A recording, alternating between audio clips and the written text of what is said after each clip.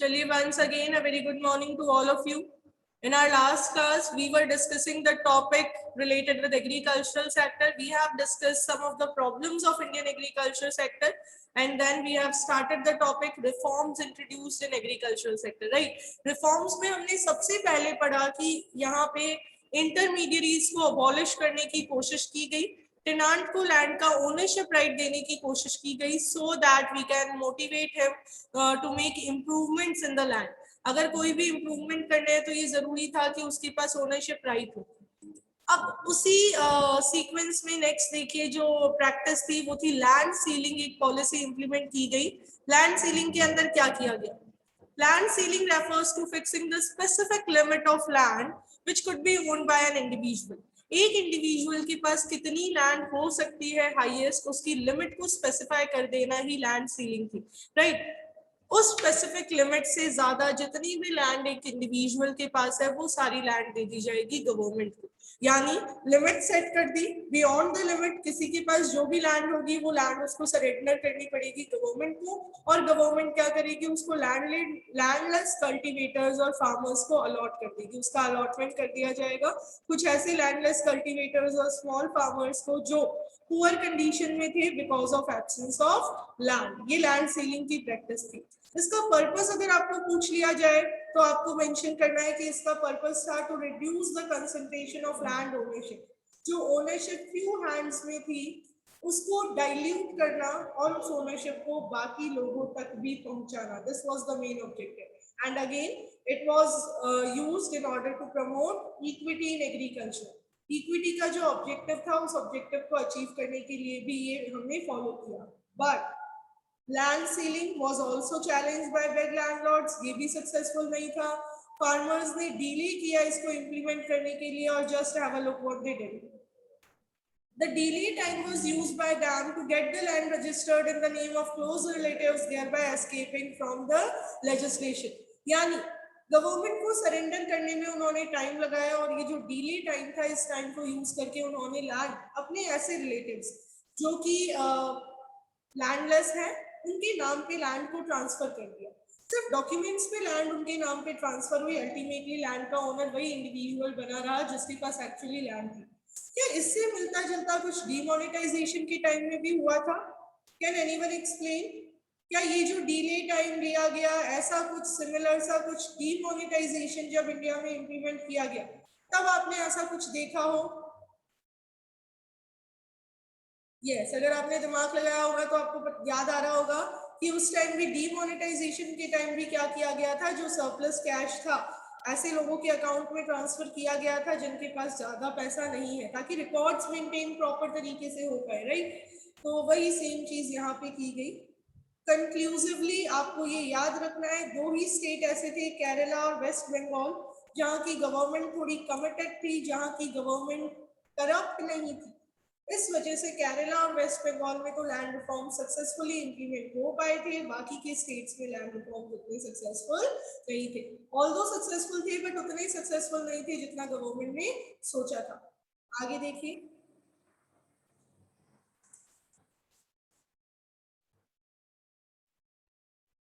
Land reform के बाद जो नेक्स्ट टॉपिक है आपका the very simple green revolution in India.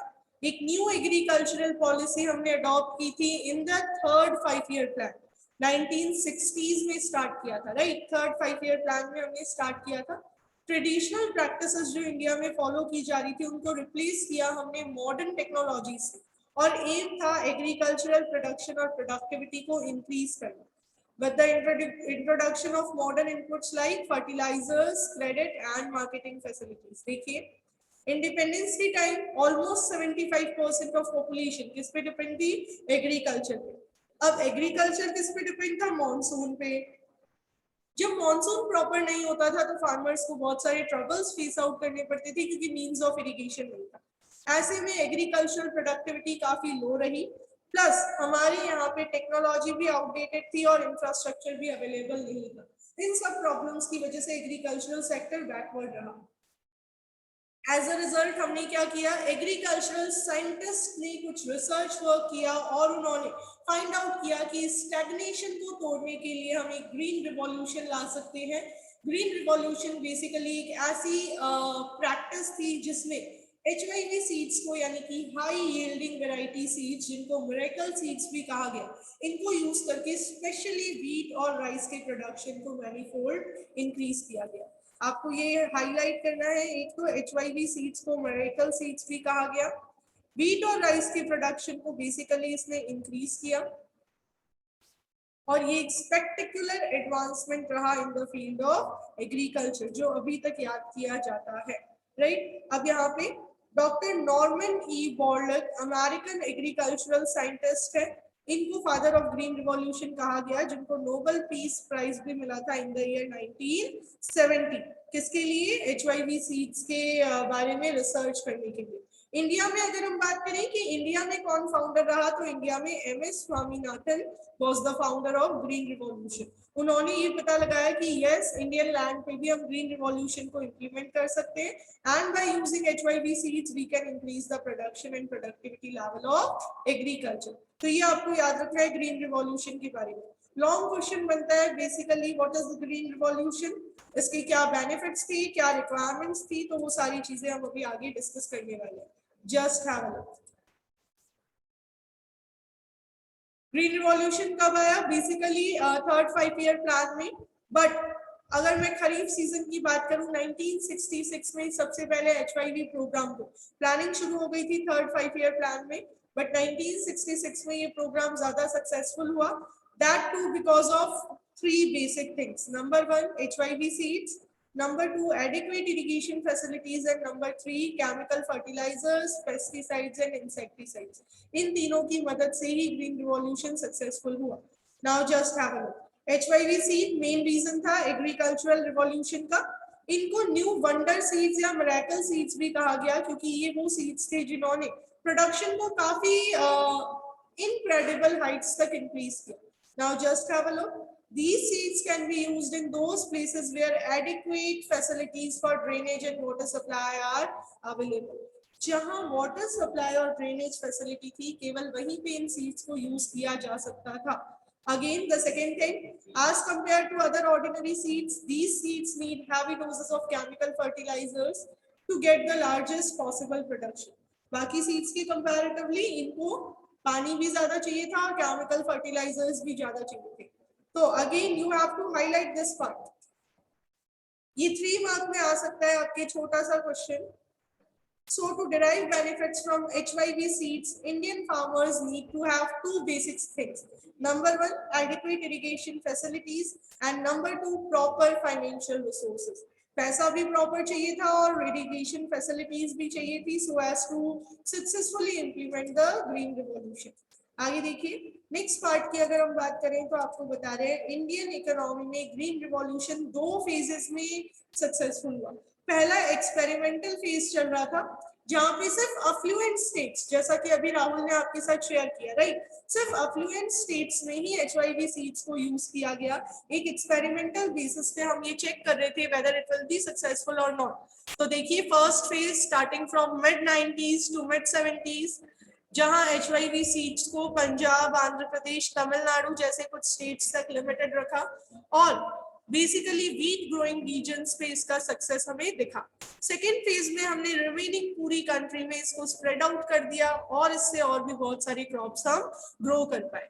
Next देखिए important effects of green revolution. This topic will be explained by you only. I am just reading the introductory part, then after you have to raise your hands for explanation। The spread of green revolution technology enabled India to achieve self-sufficiency in food grain। यानी जो हम britisher से पहले self sufficient थे, वैसे ही self sufficiency वापस हमने phase out की because of green revolution, enjoy की basically. India was no longer at the mercy of America. जो हम आ गए थे इंडिपेंडेंस की जस्ट बाद, उसकी सिचुएशंस ऐसी हो गई थी कि हमें अमेरिका से फूड ग्रेन्स इंपोर्ट करने पड़ते थे और कुछ अदर नेशन से। अब वैसा नहीं था, अब सिचुएशन अलग हो गई थी। ग्रीन रिवॉल्यूशन ने हमें सेल्फ सफिशिएंट बना दिया था। हमारी फूड ग्रेन रिक्वायरमेंट्स जो थी अब हम अपने बेसिस पे फुलफिल कर पा रहे थे। Just have a look. Yes, so Anjali will explain the first point. Yes, Anjali. Attainable marketable surplus. Green revolution resulted in marketable surplus, or marketed surplus refer to that part of agricultural produce which is sold in the market by the farmers after meeting their own consumption requirement. इसका मतलब ये है कि इतना हमारा self इतना production हो रहा था ग्रीन रेवोल्यूशन की वजह से कि फार्मर्स अपना कंजप्शन अपने घर का खाना बचा के, तो उनका पूरा जो नहीं था वो पूरा हो रहा था, उसके बाद वो मार्केट में जाके बेच रहे थे, इतना सरप्लस था उसको, उससे उनका पूरा बेनिफिट हो रहा था. Point first, growth in agriculture output makes a difference to the economy only when large proportion of this increase is sold in the market. Agriculture growth, जो एग्रीकल्चर आउटपुट है वो इसी तरीके से देखा जाता है जब जो प्रोडक्शन हो रहा है उसके अलावा बचे और एक्स्ट्रा सरप्लस मार्केट में जब सोल्ड होता है, उसका जो प्रोपोर्शन होता है वही एग्रीकल्चर आउटपुट की तरह हम लेते हैं. Point number 2, fortunately, a good proportion of rice and wheat produced during the Green Revolution period was sold by the farmer in the market. Again, the same point कि जो rice and wheat, सबसे ज्यादा production rice और wheat का ना देखा गया था ग्रीन रिवॉल्यूशन के टाइम जो मार्केट में बिकता था. बस ये पॉइंट है. Okay, very good. Just have a look. Yes, Anjali, very good. Just have a look. Attaining marketable surplus. As explained by Anjali, marketable surplus क्या होता है? It is basically the part of output which is sold by the farmers in market after meeting their own consumption requirement, right? Suppose I have produced 100 quintals of wheat और मेरी requirement केवल 2 quintals of wheat की है, तो ये जो 2 quintal के बाद का 98 क्विंटल एक्स्ट्रा बच गया है, this is the marketable surplus, और ये मैं मार्केट में सेल आउट करके मनी अर्न कर सकती हूँ, राइट? तो अब ये कह रहे हैं ग्रीन रिवॉल्यूशन की वजह से आपने मार्केटेबल सरप्लस को भी अटेन किया था.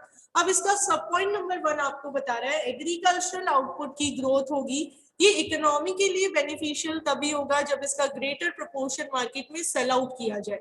और इंडिया में फॉर्चुनेटली ऐसा हुआ भी कि जो एग्रीकल्चरल आउटपुट हमारा इंक्रीज हुआ था उसमें से व्हीट और राइस का एक अच्छा पोर्शन हम मार्केट में सेल आउट भी कर पा रहे थे. सेल करेंगे तो डेफिनेटली अर्निंग्स इंक्रीज होगी, अर्निंग इंक्रीज होगी तो अल्टीमेटली फार्मर्स की कंडीशन इंप्रूव होगी. Now just have a look. Point number 2, buffer stock of food grains. Who will explain?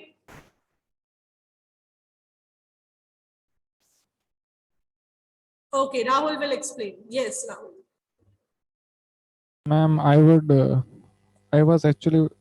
actually wanted to ask a doubt. Yes, wait for a second. You can ask your doubt also. Give me a second. Yes, Rahul, you can ask your doubt. Ma'am, इसमें ये line दी हुई है, the spread of green revolution technology enabled India to achieve self-sufficiency. Yes. But ma'am, self-sufficiency तो पिछले chapter में ही आ गई थी. पिछले चैप्टर में positive effects of British rule, right? आप वहीं से पूछ रहे हैं क्वेश्चन.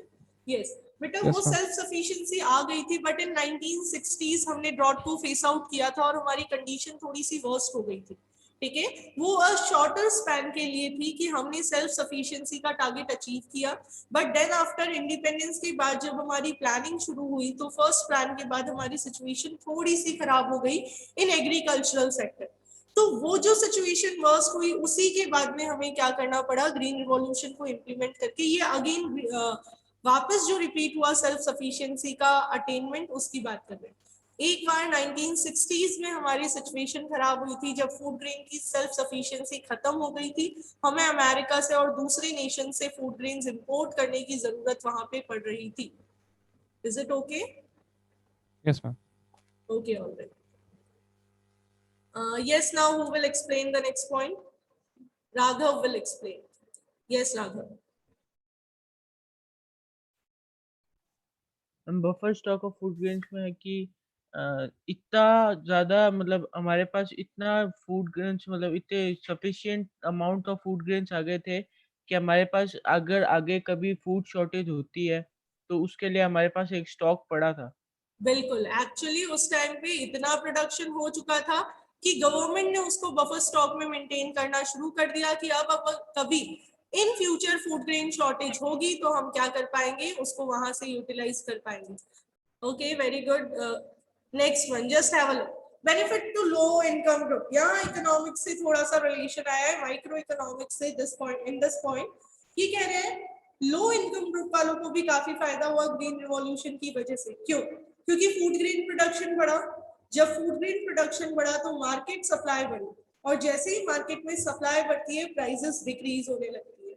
जब प्राइस डिक्रीज हुई तो ऐसे लोग जिनका इनकम का अच्छा खासा पोर्शन फूड पे जा रहा था उनको काफी बेटरमेंट मिला, उनको काफी फायदा हुआ इस चीज से। तो पॉइंट नंबर 3 में आपको यही कह रहे हैं कि लो इनकम ग्रुप वालों को कैसे बेनिफिट हुआ।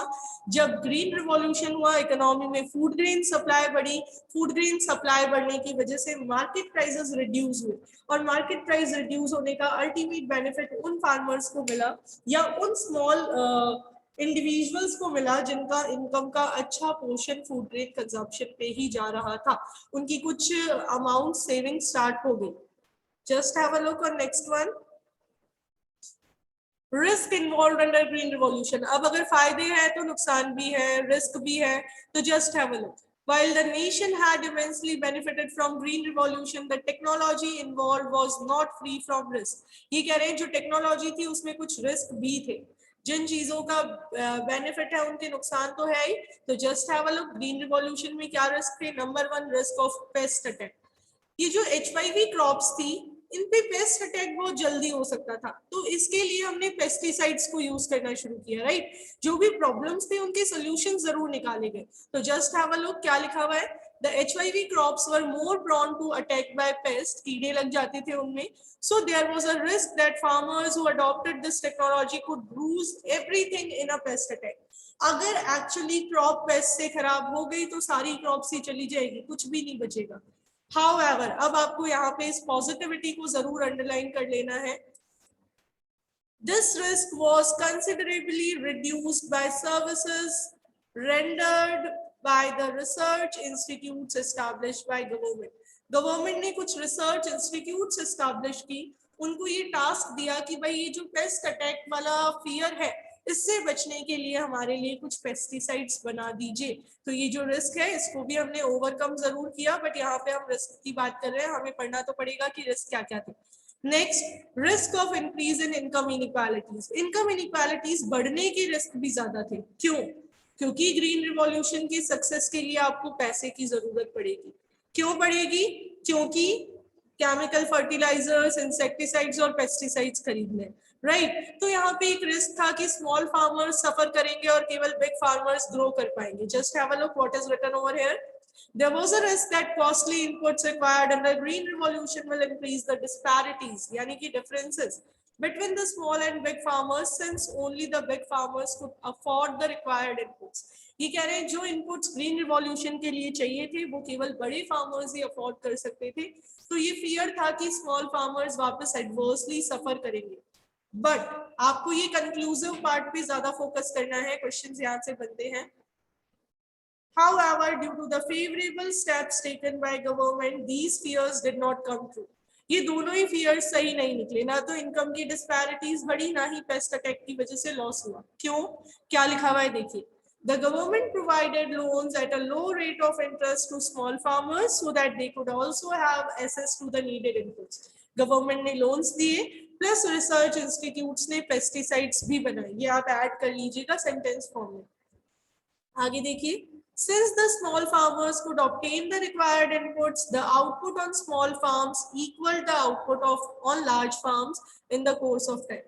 कि धीरे धीरे टाइम के साथ छोटे छोटे फार्मर्स भी आउटपुट इंक्रीज कर पाए बड़े फार्मर्स जैसे। As a result, green revolution benefited small as well as rich farmers. अब आपको इसको हाईलाइट करना है, 1 मार्क क्वेश्चन इसमें से आता है बोर्ड का। आपको डिफेंड और रिफ्यूट करने के लिए कहा जाता है green revolution benefited only rich farmers. आपको कहा जाता है डिफेंड और रिफ्यूट, तो हम रिफ्यूट करेंगे। ऐसा नहीं था कि सिर्फ रिच फार्मर्स को बेनिफिट हुआ। Due to the efforts of government, green revolution का बेनिफिट किसको हुआ? स्मॉल फार्मर्स को भी हुआ। क्या रीजन था? गवर्नमेंट ने उनको लो रेट ऑफ इंटरेस्ट पे लोन अवेलेबल करवाए, प्लस गवर्नमेंट ने उनको सब्सिडीज भी दी। अभी हम आगे सब्सिडी की भी बात करेंगे कि गवर्नमेंट ने स्मॉल फार्मर्स को सब्सिडीज भी दी। Now just have a look. Next topic है हमारा डिबेट ओवर एग्रीकल्चरल सब्सिडीज, और we can say debate over subsidies to agriculture. Subsidy क्यों दी गई पहले ये पढ़ेंगे, फिर पढ़ेंगे कुछ इकोनॉमिस्ट जो इसके फेवर में थे और फिर कुछ जो इसके अगेंस्ट थे। Just have a look. Subsidy in context of green revolution, subsidy in context of agriculture means that farmers get input at price lower than the market price. Market price से कम price में उनको inputs मिल जाएंगे. In other words, subsidy is a financial assistance provided by the government to producers to fulfill its social welfare objective. Subsidy government ने दी producers को ताकि government social welfare का objective fulfil कर सके. राइट अगर प्रोड्यूसर कह रहा है कि मुझे ये सामान 500 में सेल करना है, गवर्नमेंट चाहती है 350 में, तो गवर्नमेंट 150 की सब्सिडी प्रोड्यूसर को भी दे सकती है. Now just have a look. During the initial phase of green revolution, new technology was looked upon as being risky by the farmers. Starting में farmers को काफी risky लगा. So it was necessary for government to grant subsidies to provide an incentives for adoption of the new HYV technology. अब सरकार के लिए ये जरूरी था कि लोगों को वो encourage करे by giving subsidies in order to adopt this technology. However, with passage of time, there has been a debate over the huge amount of subsidies granted by government. कि शुरुआत तो कर दी गवर्नमेंट ने, लेकिन जैसे जैसे टाइम निकला इन सब्सिडीज पे डिबेट होने लगे कि सब्सिडीज देनी चाहिए या नहीं देनी चाहिए, क्योंकि गवर्नमेंट बजट का एक अच्छा खासा पोर्शन सब्सिडी पे जा रहा था. तो हमें कुछ पॉइंट्स डिस्कस करने हैं in the favour of subsidy and some against the subsidy. Just have a look. The economist in favour of subsidies said, क्या कहा उन्होंने? Number 1, government should continue with agricultural subsidies as farming in India continues to be a risky business. कि India जैसी country में farming बहुत risky business है, इसलिए government को कंटिन्यू करना चाहिए सब्सिडीज देना. आगे, मेजॉरिटी ऑफ फार्मर्स ऐसे हैं जो बहुत पुअर है, अगर आप उनको सब्सिडी नहीं दोगे तो वो रिक्वायर्ड इनपुट्स नहीं खरीद पाएगी तो एग्रीकल्चर नहीं हो पाएगा. तो उन पुअर फार्मर्स को एनेबल करने के लिए कि वो इनपुट्स परचेज कर पाए, सब्सिडीज देना जरूरी है. Next, eliminating subsidies will increase income inequalities between rich and poor farmer and would violate the goal of equity. अगर आप सब्सिडी एलिमिनेट कर दोगे तो वापस इनइक्वालिटी आ जाएगी. इनइक्वालिटी किसमें? Between the rich and poor. Rich तो सारे रिसोर्सेज परचेज कर पाएगा और रिच होता जाएगा, poor will not be able to purchase the resources, जिससे अल्टीमेटली आपका गोल ऑफ इक्विटी फुलफिल नहीं हो पाएगा. तो इसलिए सब्सिडीज देना जरूरी था, ऐसे कुछ इकोनॉमिस्ट ने कहा. अभी आपको कह रहे हैं, in brief subsidies in India are necessary for poor and small farmers to enable them to make use of modern agricultural technique. यानी अगर हम ब्रीफली डिस्कस करें तो इंडिया जैसे इकोनॉमी में पुअर फार्मर्स को सब्सिडी देना इसलिए जरूरी है ताकि वो मॉडर्न एग्रीकल्चरल टेक्निक्स को यूज कर पाए. Necessary steps should be taken to ensure that only poor farmers enjoy the benefits of subsidy and not the fertilizer industry and big farmer. ये कह रहे हैं, ये भी ध्यान रखना चाहिए. कुछ इकोनॉमिस्ट ने ये कहा कि गवर्नमेंट को सब्सिडी तो देनी चाहिए, बट ये इंश्योर करना चाहिए कि ये जो सब्सिडी का बेनिफिट है ये एक्चुअली किसको मिले? पुअर फार्मर्स को ही मिले. फर्टिलाइजर इंडस्ट्री और बिग फार्मर्स कहीं मैनिपुलेशन करके गवर्नमेंट के फंड्स को मिसयूज ना करे, इसकी अश्योरेंस जरूर गवर्नमेंट डिपार्टमेंट को देखनी चाहिए और इसका अश्योरेंस उनको रखना चाहिए अपने पास, ताकि क्या हो, एक्चुअली जो फंड जा रहा है गवर्नमेंट से, गवर्नमेंट के बजट से, उस फंड का प्रॉपर यूटिलाइजेशन हो सके. तो आपको यहाँ पे इसको हाईलाइट कर लेना है कि सब्सिडीज तो अगर आपको इन फेवर पूछ ले तो सब्सिडी देनी तो चाहिए, बट साथ में ये ध्यान जरूर रखना चाहिए कि उसका बेनिफिट एक्चुअली किसको हो? स्मॉल फार्मर्स को. नेक्स्ट देखिए, इसके जस्ट बाद में आपके नेक्स्ट जो है that is arguments against subsidies. कुछ इकोनॉमिस्ट ने कहा सब्सिडीज नहीं देनी चाहिए. क्यों नहीं देनी चाहिए, इनका व्यू देखिए.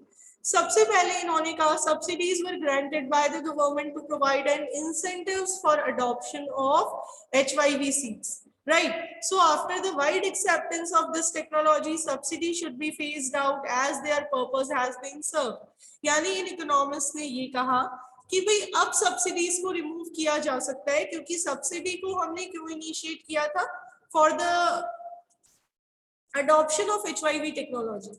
अब जब हमने उसको HYV टेक्नोलॉजी को अडॉप्ट कर लिया है तो अब हम इसको हटा सकते हैं, सब्सिडीज को रिमूव कर सकते हैं. नेक्स्ट इन्होंने ये भी कहा कि subsidy do not benefit the poor and small farmers as benefits of substantial amount of subsidy go to fertiliser industry and prosperous farmer, कि सब्सिडी का एक्चुअल बेनिफिट पुअर फार्मर को हो ही नहीं रहा, बेनिफिट तो किसको चला जाता है, फर्टिलाइजर इंडस्ट्री को चला जाता है या फिर प्रॉस्परस फार्मर्स को चला जाता है। तो ऐसे में सब्सिडी कंटिन्यू करना बिल्कुल भी बेनिफिशियल नहीं है, क्योंकि ये गवर्नमेंट के ऊपर तो एक बर्डन क्रिएट कर रहा है, बट टारगेट ग्रुप को इसका कोई भी फायदा नहीं हो रहा। ऐसा कुछ इकोनॉमिस्ट ने जजमेंट दिया। अब अगर आपको पूछ ले कि सब्सिडीज कंटिन्यू करनी चाहिए या नहीं करनी चाहिए, तो आपका आंसर रहेगा यस, हमें फेवर में लिखना है कि सब्सिडीज कंटिन्यू करनी चाहिए। इंडिया जैसे इकोनॉमी में जहां पुअर फार्मर्स बहुत सारे हैं, बिना सब्सिडीज की काम नहीं हो सकता। But again you have to mention a point कि सब्सिडी कंटिन्यू करते टाइम गवर्नमेंट को ध्यान रखना चाहिए कि एक्चुअल बेनिफिट किसको हो, टारगेटेड ग्रुप को। अगर टारगेटेड ग्रुप को बेनिफिट नहीं हो रहा तो सब्सिडी कंटिन्यू करने का कोई भी फायदा नहीं रहेगा।